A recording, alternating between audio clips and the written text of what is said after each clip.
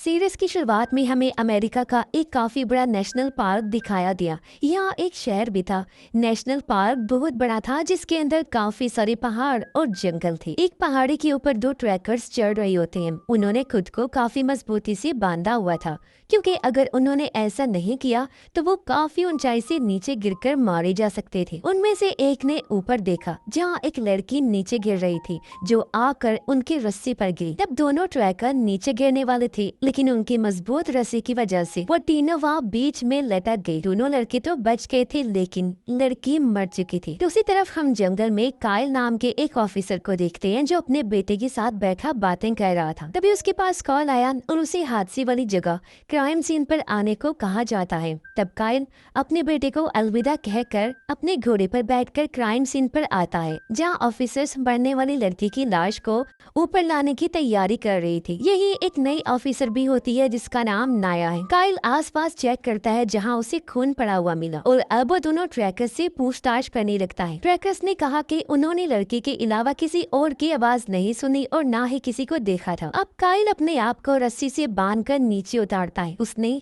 लड़की की लाश की फोटोज खींची और उसे गौर से देखने लगा। इसी बीच गलती से वो लड़की का ब्रेसलेट नीचे गिरा देता है और फिर वो लड़की की लाश को लेकर ऊपर आ गया। उसके जिस्म पर बहुत सारे चोटों के निशान थे जिसका मतलब कि लड़की काफी दूर से भागकर यहाँ आई और बीच में किसी जानवर ने उस पर हमला कर दिया होगा। फिर कायल एक पत्थर पर खून से भरा हाथ का निशान देखता है यानी उसका बहुत खून बहा होगा। जिसके बाद सब लोग वापिस आकर इस बारे में कैप्टन पॉल को रिपोर्ट करते हैं। साथ ही लाश भी दिखाई। पोस्टमार्टम में ये भी सामने आया कि लड़की के जिस्म पर किसी जानवर के काटने के निशान भी थे। उसके हाथ पर एक सोने का टैटू भी बना हुआ था। और अब पॉल और कायल इस केस पर बात करते हैं। पता चला कि दोनों पुराने दोस्त हैं। अब आसपास कहीं भी किसी जानवर के पंजों या पैरों के निशान नहीं मिले। इससे कायल के मन में शक आया कि इस केस पे कोई इंसान भी शामिल हो सकता है। अगले दिन कायल और पॉल पुलिस स्टेशन में आए। तब नियर कहता है कि इस केस को जल्द से जल्द सॉल्व करो क्योंकि 5 साल पहले एक अमीर आदमी जंगल में गायब हो गया था और वो दोनों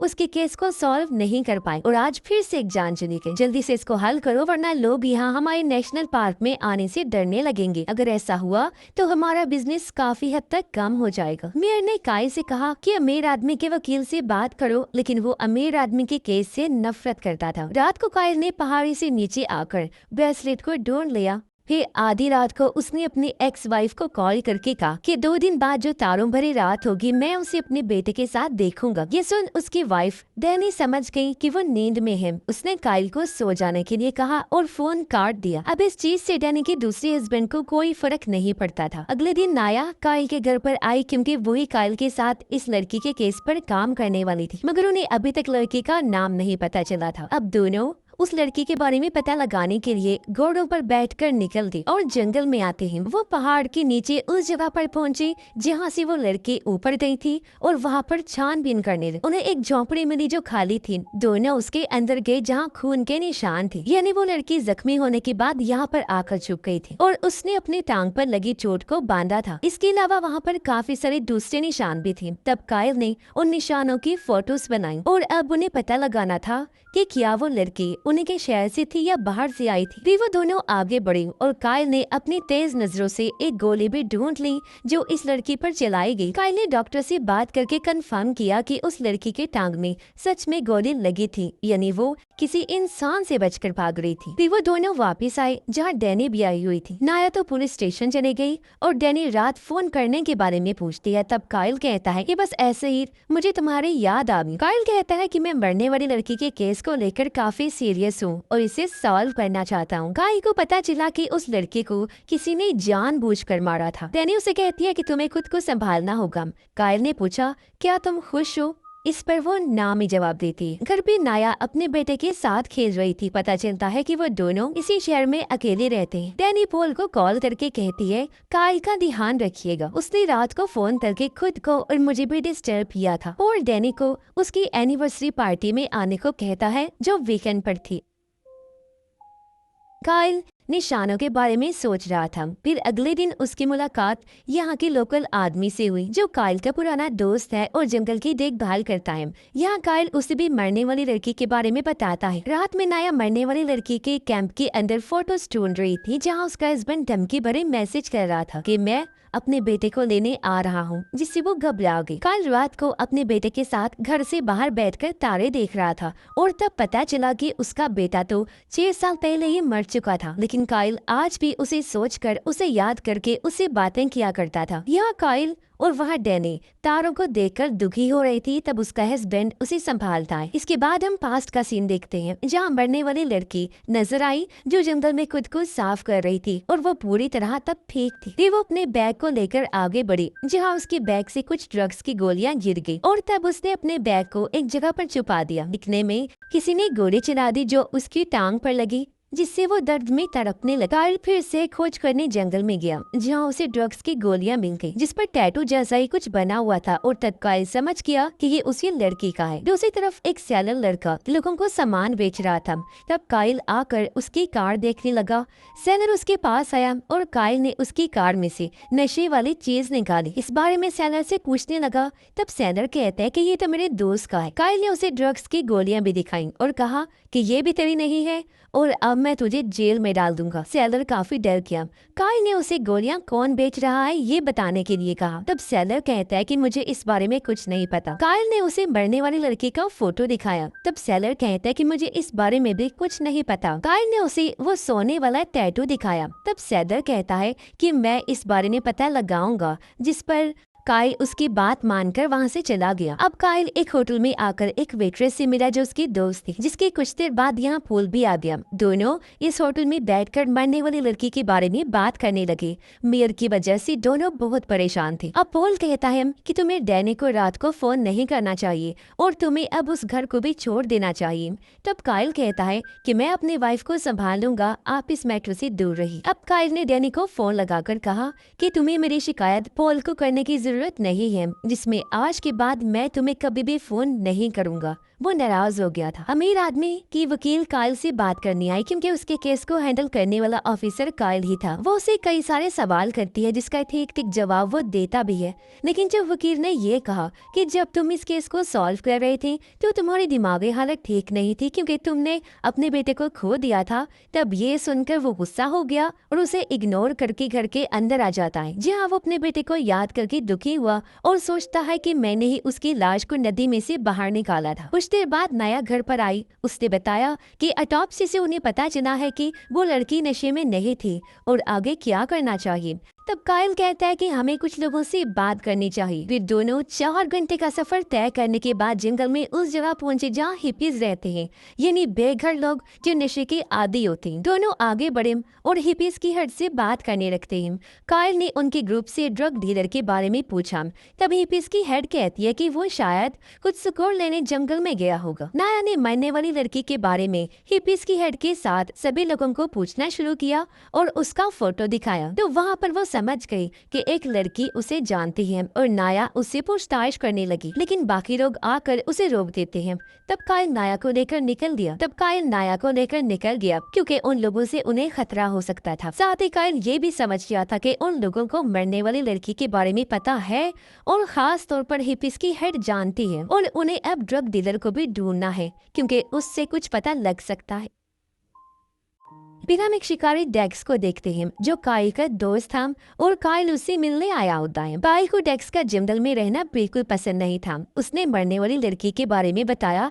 तब डेक्स कहता है कि हाँ, मैंने उसके बारे में सुना था, लेकिन उस लड़की के बारे में सच में मुझे कुछ नहीं पता। काइल पूछता है क्या तुमने ड्रग डीलर को देखा? तब डेक्स ने मना कर दिया। काइल ने डेक्स की गन को लेकर एक गोली मारी क्योंकि वो मरने वाली लड़की की गोली से इसको मैच करना चाहता था। उसकी ये हरकत डेक्स को बिल्कुल पसंद नहीं आई और काइल वहाँ से निकल जाता है। अब सेलर एक टैटू आर्टिस्ट के पास आकर सोने वाले टैटू के बारे में पूछता है। उसने कहा कि ऑफिसर काइल ने इस बारे में पूछा था जिसने वो मरने वाली लड़की के जिस्म पर वो टैटू बना हुआ था। तब टैटू आर्टिस्ट कहता है कि वो टैटू मैंने नहीं बनाया और तुम्हें यहाँ से निकलना होगा। तब सेलर बाहर आया और वहीं पर उसे टैटू आर्टिस्ट का मैसेज आया कि इस टैटू के बारे में बात मत करना और यहाँ से निकल जाओ। तब सैलर ये सुनकर चौंक गया। रात में सैलर अपने घर का सामान लेकर कार में आया तो पीछे से किलर ने आकर गला दबोच कर उसकी जान ले ली। अगले दिन पॉल के घर पर पार्टी चल रही थी जहाँ पुलिस स्टेशन के सभी लोग आए थे। यहाँ काइल के साथ साथ डैनी भी आकर उससे बात करने लगी। वो दोनों पुराने दिनों को याद करने लगते हैं। यहाँ एक ऑफिसर नाया को काइल के बारे में सब कुछ बताता है। तालाब में कुछ लड़कियां नहा रही थीं। तब एक लड़की को सैलर की लाश तैरती हुई नजर आई जिससे वो बेहद डर जाती है। रात को पुलिस स्टेशन में नाया काम में लगी तब उसे एक छोटी लड़की का फोटो मिला जो मरने वाली लड़की जैसी दिख रही थी और ये लड़की भी सालों पहले उन्हीं के नेशनल पार्क में गायब हो गई। तब नाया ने दोनों फोटोज को कंपेयर करवाया और वो दोनों एक ही थे। जिस लड़की का नाम था लूसी। काइल जंगल में था। लूसी कौन से रास्ते से गई थी ये पता लगा रहा था जहाँ तभी उसे सैलर की लाश मिलती है। तभी उसे नाया का फोन आया। बताया गया कि मरने वाली लड़की का नाम लूसी था। अब हमें लूसी का पास नजर आया जिसमें वो अपनी माँ के साथ थी और दोनों बातें कर रही थी। पता चला कि लूसी की माँ मेंटली डिस्टर्ब थी और वो मरने के बाद की बातें किया करती। उसने अपने बारे में काफी बातें लूसी को बचपन में ही बता दी थी। उसकी माँ की नाक से खून बहने लगा तो वो समझ गई कि वो ज्यादा दिन तक जिंदा नहीं रह पाएगी और वहाँ से वो वापिस अपने घर आ गई थी। कुछ दिनों बाद लूसी ने अपनी माँ को खो दिया और अब से उसका ध्यान उसका सुतेला बाप रखने वाला था जिसका नाम सैफ होता है। उधर वो दोनों पॉल को भी बता देते हैं कि मरने वाली लड़की लूसी थी। लेकिन 10 सालों पहले लूसी उसके डैड सैफ के घर को छोड़कर गायब हो गई थी। उसके बारे में किसी को कुछ नहीं पता चला था। सबको शक था कि सैफ ने उसे मार दिया होगा लेकिन सैफ के खिलाफ कोई सबूत नहीं मिला और तब नाया ने सैफ के बारे में पूछा। काइल कहता है कि उसे लूसी का खूनी समझकर किसी ने जान से मार दिया था मगर उसके खिलाफ सच में कोई सबूत नहीं मिला था। काइल लूसी के भाई के बारे में बात करता है कि हमें उससे बात करनी होगी। फिर काइल बाहर आया तब उसे वहाँ पर डैनी मिली। वो कहती है मैंने तुम्हारी पॉल से कंप्लेन नहीं की थी, बस मुझे तुम्हारी फिक्र हो रही और तुमने मुझे पूछा था क्या मैं खुश हूँ तो सच ये है कि मैं खुश नहीं। मैं हमारे बेटे को बुलाने की कोशिश करती हूँ लेकिन मैं ये नहीं कर पा रही और काश मैं एक अच्छी माँ बन पाती। तब ये सुनकर काइल भी इमोशनल हो जाता है। काइल उसे कहता है कि लूसी के केस में मुझे डेक्स पर भी शक है। तब डेक्स का नाम सुनकर डैनी चौंक गई और फौरन वहाँ से निकल जाती है तो वहाँ नाया आ गई और ये दोनों लूसी के भाई के पास जाने के लिए निकल गई। ये जब अंदर गई तो वहाँ पर एक लड़का उसे देखकर भाग गया। तब काइल ने उसका पीछा किया और उस लड़के ने काइल को पकड़कर लड़ना शुरू कर दिया। वो मारता भी है लेकिन नाया उसे गन पॉइंट पर पकड़ लेती। पता चला कि ये लूसी का भाई है। काइल कहता है हम पुलिस वाले हैं। फिर दोनों ने उससे लूसी के बारे में पूछा। वो कहता है कि वो सालों पहले गायब हो गई थी और उसके बाद मुझे आज तक इस बारे में कुछ नहीं पता चला। पिछले 10 सालों में हम कभी भी नहीं मिले हैं। तब नाया ने बताया कि वो मर चुकी। लूसी का भाई चौंक गया। फिर काइल ने लूसी के ड्रग्स के बारे में पूछा। उसने फिर कहा कि मैं नहीं जानता। फिर वो दोनों वहाँ से निकल गए जिसमें काइल को अभी भी जानना था कि लूसी के साथ 10 साल पहले क्या हुआ होगा।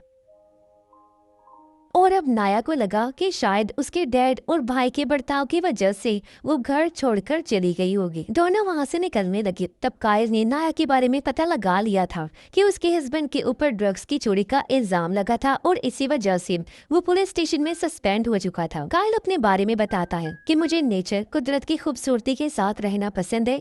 यही वजह है कि मैं यहाँ नेशनल पार्क में रहता। दोनों जब वापिस आए तब मेयर से सब रिपोर्टर सवाल पूछ रहे। तब काइल ऑफिस में आया और एक ऑफिसर ने बताया कि मीडिया वाले अब लूसी के बाद सैलर के मरने से भड़के हुए हैं और काफी सवाल पूछ रहे हैं। रात को घर पर काइल लूसी और सैलर के फाइल्स को देखना शुरू करता है। उसे दुख था कि मैंने इस केस में सैलर को इन्वॉल्व किया और वो बेचारा मारा गया और अपने बेटे के मरने के बाद काइल को जिंदगी नहीं चाहिए। अगले दिन काइल और लोकल आदमी साथ में थे। काइल ने उसे बताया कि लूसी मर चुकी है तो वो चौंक गया क्योंकि उसे लगा था कि सैफ ने लूसी को सालों पहले ही मार दिया था। काइल कहता है कि सबको यही लगता और लूसी इसी शहर में ही पैदा हुई। फिर वो दोनों सैफ के घर पर आए जहाँ एक आदमी अब रह रहा था। काइल ने बताया कि यहाँ पर लूसी मर चुकी है जो सैफ की बेटी थी। क्या वो इस घर में आती जाती थी? वो कहता है कि नहीं, लेकिन मैंने इस लड़की को सामने की पहाड़ पर देखा था जो भाग गई थी। तब काइल उस जगह को देखकर समझ गया कि लूसी वहाँ अपनी माँ के साथ यादों को ताज़ा कर रही हो। अब काइल लूसी के बारे में और भी चीजें जानना चाहता था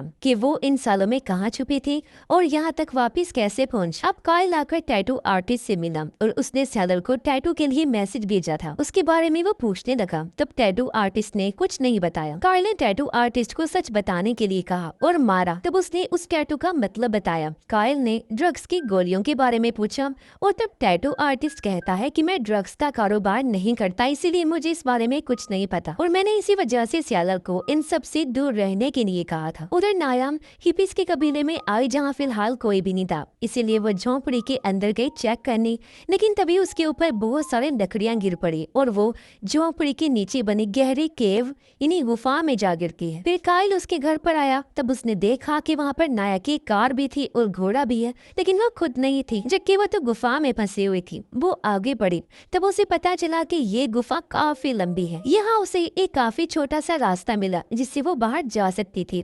तब नाया उस रास्ते से तेजी से जाने लगी, लेकिन आगे जाने पर उसका सर दो पत्थरों के बीच में फंस गया और मुसीबत की बात कि वहाँ पर पानी बढ़ता जा रहा था। तब नाया वहाँ पर काफी दुखी हुई क्योंकि वो मरने वाली थी, लेकिन तब पीछे से काइल आ चुका था और उसने नाया को शांत होकर पीछे आने के लिए कहा क्योंकि वो वहाँ नहीं पहुँच सकता था। तब नाया सबसे पहले अपने बेटे को याद करके शांत हुई और वो धीरे धीरे पीछे आई। तब काइल ने उसे वहाँ से बाहर निकाल लिया और वो नाया की तारीफ करने लगा क्योंकि उसने गुफा के बाहर बहुत सारे निशान छोड़े थे, इसी वजह से काइल वहाँ पर पहुँच सका था। अब इन्हें यहाँ एक मास्क मिला जिसके ऊपर ड्रग्स और टैटू जैसा ही निशान था। रात में नाया उसके बेटे के साथ आकर सो गई। वो बाल बची थी, इस बात को याद करके वो काफी दुखी हो रही। काइल को तस्वीरों में लूसी के बचपन की तस्वीर मिली और फिर हमें लूसी का पास दिखाया जिसमें सैफ लूसी की माँ के मरने पर उसका पूरा गुस्सा लूसी पर निकालता था। तो वो अपने कमरे में काफी दुखी थी, लेकिन उसके कमरे में कोई और खिड़की से आया जिसे देखकर लूसी काफी ज्यादा खुश हो गई। फिर जब वो बड़ी हुई तो पहाड़ी पर आकर अपनी माँ को याद कर रही थी जैसा वो बचपन में फील करती। फिर लूसी वहाँ से भाग गई और काफी दूर अपने टेंट में आई क्योंकि वो जंगल में रहती थी। यहाँ उसके साथ एक हिप्पी लड़की भी थी। ये वही है? इसे फोटो दिखाकर नाया पूछ रही थी क्योंकि दोनों दोस्तें हुआ करती। उसने लूसी को दूर जाने से मना किया क्योंकि उसे लूसी की फिक्र थी, लेकिन लूसी ने उसकी बात नहीं सुनी और वो जंगल में आगे बढ़ी। जिस गुफा में नाया फंसी थी उसे गुफा में लूसी मास्क पहनकर चली गई। प्रेजेंट टाइम में काइल और नाया जंगल में जाने की तैयारी कर रहे थे, जिसके कुछ देर बाद दोनों जंगल में उसी गुफा के आसपास चीजें देख रहे हैं। वो जब गुफा के अंदर गई तो पता चला कि ऐसी बहुत सारी गुफाएं हैं और हजारों रास्ते हैं। जब ये दूसरे रास्ते से बाहर निकले तो उन्हें वहाँ पर काफी सारा कचरा मिला और वो कचरा शायद से ड्रग्स बनाने में यूज होता था। इन्हें वहाँ ड्रग डीलर के चेहरे का कटा हुआ हिस्सा मिला जिसे किसी ने बेरहमी से मार दिया था। उन्हें पता चला कि इसे एक हफ्ता पहले किसी ने मारकर यहाँ फेंक दिया और इसे गोली से मारा गया था। तब नाया ने उसके जिस्म के बाकी हिस्सों को भी ढूंढ लिया जिसे जानवरों ने नोच लिया होगा। उसके जिस्म के हिस्से वो हिप्पीज की हेड को दे देते हैं। काइल को शक था कि सभी कत्लों में ये लोग शामिल हो सकते हैं, इसीलिए काइल ने यहाँ पुलिस को बुलाया। उसने ड्रग्स के बारे में लूसी और ड्रग डीलर के बारे में पूछा, लेकिन हिप्पीज की हेड को इन सब के बारे में कुछ भी नहीं पता था। काइल ने पूछा कि तुम उस जगह पर क्यों रहती हो? तब उसने कहा कि जब मेरी लाइफ सेट थी तो मुझे पता चला कि मुझे कैंसर है। मुझे एहसास हुआ कि पैसा भी मुझे नहीं बचा सकता, इसीलिए मैंने वहाँ रहने का फैसला किया था क्योंकि मैं नेचर में मरना चाह, इसीलिए मैं जंगल में आकर रहने लगी। अब देखो, नेचर की वजह से 17 साल गुजर जाने के बाद आज भी मैं जिंदा हूँ और दुनिया से अब मुझे नफरत हो गई है। तब काइल भड़का हुआ पोल के पास आया और उसे पता था कि हिप्पीज की हेड से उसे कुछ भी पता नहीं चलेगा। पोल ने काइल को लूसी की डीएनए रिपोर्ट दिखाई जिसमें लूसी की फैमिली रिकॉर्ड में लूसी के भाई का डेटा था ही नहीं। तब काइल को शक हुआ कि सैफ उसका सौतेला बाप होगा, इसीलिए बाप बेटा उस पर जुल्म करते होंगे। बाहर एक लड़का काइल से मिलने आया। काइल आकर उसे पूछताछ करने लगा और उस लड़के ने बताया कि जंगल से बाहर निवाडा शहर में एक चर्च है और वहाँ फादर के घर पर लूसी काफी सालों तक रही है। वो उसे फोटो दिखाता है जो काफी सालों पहले की थी। अब ये जानकर काइल वहाँ से निकल दिया। उधर नायाब सबूत इकट्ठा करके वापस जाने वाली थी। तब उसे रास्ते में हिप्पी लड़की मिलती और उसने उससे लूसी के बारे में पूछा। तब हिप्पी कहती है कि हम दोनों साथ रहते थे। लूसी अपने किसी काम के लिए बार बार गुफा में जाती, लेकिन मुझे नहीं पता था कि वहाँ पर क्या है। वो बचपन से यहाँ पर रह रही थी, लेकिन फिर वो यहाँ से निकलकर किसी और जगह पर चली गई, मगर वापस लौटकर फिर से यहाँ पर आ गई। तब मुझे पता चला कि यहाँ के गुफाओं में वो एक लड़के से मिलती है जिससे वो प्यार करती। लूसी उसके साथ काम करती थी, लेकिन वो लड़का बहुत बुरा था क्योंकि वो दोनों ड्रग्स और पैसों का बिजनेस करते थे। लेकिन मुसीबत की बात तो ये है कि मुझे उस लड़के का नाम ही नहीं पता। मैं ऐसे लोगों से काफी डरती हूँ। फिर एक दिन लूसी यहाँ से चली गई और फिर कभी वापस नहीं आई। लूसी जंगल में ड्रग्स वाले बैग छोड़ती थी और उसकी क्लाइंट्स बैग में से ड्रग्स लेकर पैसे वहाँ रख दिया करती थी। हिप्पीज कबीले का एक लड़का भी लूसी का साथी था। ये बताकर हिप्पी वहाँ से निकल गई और अब नाया को काफी कुछ पता चल रहा था। रात होने पर वो काइल को लूसी का बैग दिखाती है जिसमें ही ड्रग्स और पैसों की हेरा फेरी होती थी। तब काइल समझ गया कि जंगल में शायद कहीं ना कहीं ड्रग्स वो लोग बनाते होंगे। फिर नाया वहाँ से घर जाने के लिए निकल गई। अगले दिन काइल डेक्स से मिला और उससे ड्रग डीलर के बारे में पूछता है क्योंकि वो उसे जानता था। तब डेक्स कहता है कि ड्रग्स बेचने वाले के काफी सारे दुश्मन होते हैं। काइल कहता है कि तुम भी तो ड्रग्स लेते होगे। तब डेक्स ने मना कर दिया और कहता है कि नशे वाली चीजें बिजनेस के लिए अच्छी है लेकिन सेहत के लिए बिल्कुल नहीं, और मुझे इस केस से जुड़ी किसी भी बात के बारे में कुछ नहीं पता। नाया जब घर पहुंची तो वहाँ उसका हस्बैंड आ गया था, जिसे देखकर वो डर गई। वो कहता है कि तुमने मेरे खिलाफ गवाही दी थी जिसकी वजह से मुझे सस्पेंड कर दिया गया और अब मेरे पास बिल्कुल पैसे और काम कुछ भी नहीं है, और अब तुम मेरे साथ चलो और झूठी गवाही दो कि ड्रग्स वाले पैसों का मुझसे कोई लेना देना नहीं है, फिर मैं हमेशा के लिए तुम्हें छोड़ के चला जाऊंगा। नाया कहती है तुम्हारी जॉब तुम्हारी रिश्वत लेने की वजह से गई थी, इसमें मेरी कोई गलती नहीं है। तो वो धमकी देता है कि मैं हमारे बेटे को हमेशा के लिए अपने साथ ले जाऊंगा। तब नाया ने उसकी बात मान ली और वो कल सुबह उसके साथ जाने को तैयार। लेकिन ये नाया की चाल थी क्योंकि वो कुछ ही देर बाद अपने हस्बैंड को चकमा देकर बेटे को लेकर भाग जाती है। दूसरी तरफ डेक्स काइल से पूछता है कि लूसी को गोली कहाँ लगी थी। तब काइल ने पूछा क्या तुम लूसी को जानते हो। इस पर वो हंसने लगा। तब काइल कहता है कि अगर तुम इसमें शामिल हुए तो मैं तुम्हें नहीं छोड़ूंगा। तब डेक्स कहता है फिर तो तुम्हारे राज भी बाहर आ जाएंगे। इतनी ही देर में यहाँ पोल भी आ गया। जब उसे पता चला कि दोनों के बीच कुछ ठीक नहीं चल रहा तो वो काइल को लेकर निकलने लगा क्योंकि डेक्स उसे डैनी और उसकी होटल वाली दोस्त का नाम लेकर चिढ़ा रहा था। बाहर आकर पोल कहता है कि तुम इस केस को और अपने बेटे की मौत को लेकर पागल हो रही हो और तुम्हें इस शहर को छोड़कर निकलना होगा। तब काइल कहता है मैं लूसी को इंसाफ दिलाने के बाद यहाँ से जाऊंगा। पोल ने काइल को शांत होने के लिए कहा और पूछा कि तुम्हारे और डेक्स के बीच में क्या प्रॉब्लम है। तब काइल कहता है कि हमारे बीच में ऐसी कोई बात नहीं है। कुछ देर बाद काइल घर आया। तब उसे वहाँ पर नाया और उसका बेटा मिला जो अपने हस्बैंड से बचकर यहाँ पर आकर छुपी थी। तब उनके आने से काइल को अच्छा लगा, लेकिन वो अपने बेटे के खिलौने को हाथ नहीं लगाने दे रहा था। उधर कुछ देर बाद पुलिस वालों ने सिर्फ लूसी के साथी को छोड़ा। वो चुपचाप गुफा के पास आया और मास्क पहनकर गुफा के अंदर घुसा और अपने खुफिया ड्रग के अड्डे पर पहुंचा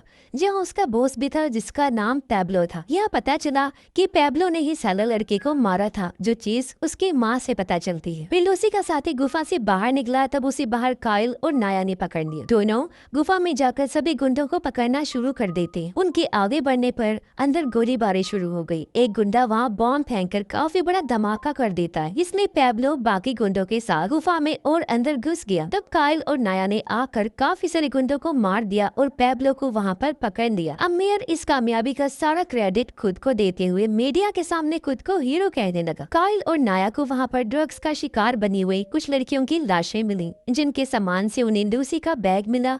इसमें उसके कपड़े और फोटोज थे जिन्हें लेकर वो बाहर आ जाते हैं। कुछ देर बाद नाया अपने बेटे को संभालने लगी और डैनी काइल का इलाज करने लगी, जिसमें वो खुश थी कि पता चल गया है कि शायद ड्रग्स माफिया ने ही उसे मारा होगा। तब काइल कहता है कि हाँ वो उनके लिए काम करती थी तो हो सकता है, लेकिन हमें इस चीज की वजह भी ढूंढनी होगी। और अब फिर से दोनों निकल जाते। काइल पुलिस स्टेशन आकर पैब्लो से पूछताछ करता है मरने वाले लोग और लूसी के बारे में। तब पैब्लो कहता है कि मैं उनमें से किसी को भी नहीं जानता। काइल कहता है कि सेलर की आईडी तुम्हारे अड्डे पर मिली है और तुमने ही उसे मारा है और तुमने ही बाकी लोगों को भी मारा होगा। तब पैब्लो भड़क गया, लेकिन काइल को पता था कि वो मुंह नहीं खोलेगा। इसीलिए काइल ने आकर बाकी गुंडों को बताया कि पैब्लो ने बता दिया है कि तुम लोगों ने ही सब लोगों को मारा है। और तब गुंडों ने भी यही बताया कि हमें कुछ नहीं पता, जिससे काइल परेशान हो गया क्योंकि फिर से कुछ पता नहीं चल पा रहा। वहीं पर मेयर अब इस पूरे केस का फायदा उठा रहा था, जिससे ये दोनों भी काफी हैरान। फिर काइल ने लूसी के साथ मरने वाले सभी लोगों की लोकेशन को देखना शुरू किया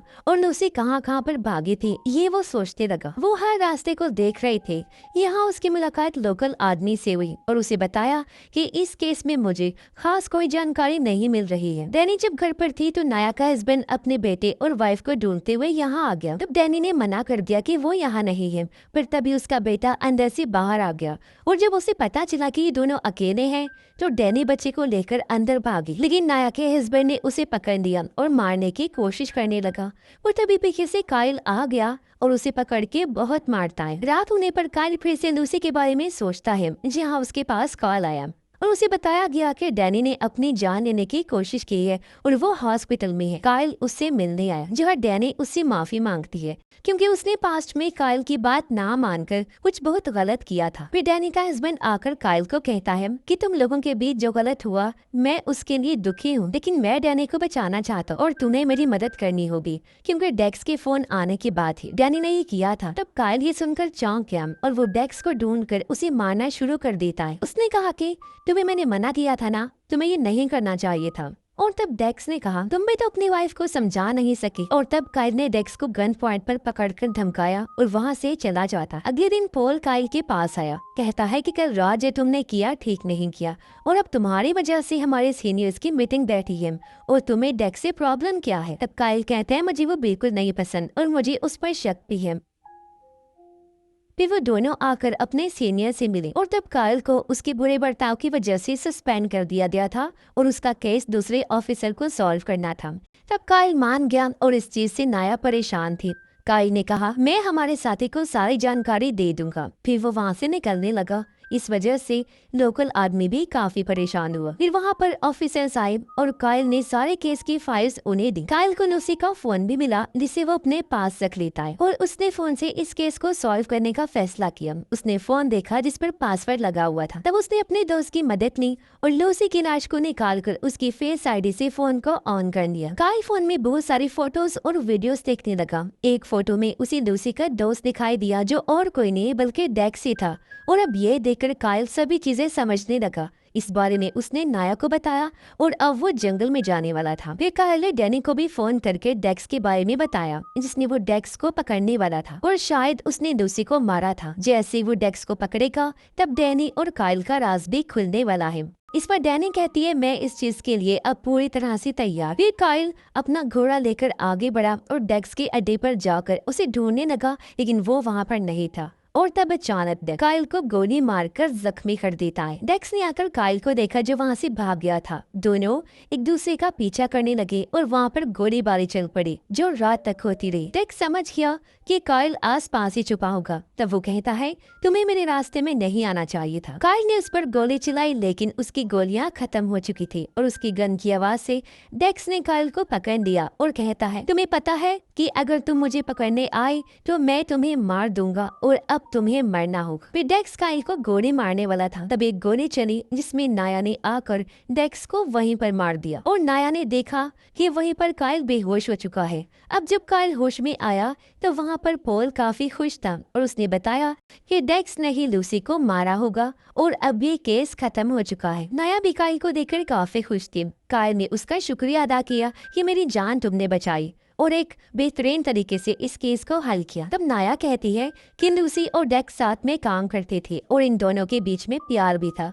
इसी वजह से मैंने डेक्स के घर की चारों तरफ तलाशी ली तब मुझे काफी सारे गन्स और पैसे भी मिले और शायद इनमें से एक गोली लूसी को लगी होगी, लेकिन वो गन अभी तक मुझे नहीं मिली। पॉल ने डैनी को डेक्स के मरने और काइल को बचाने के बारे में बताया।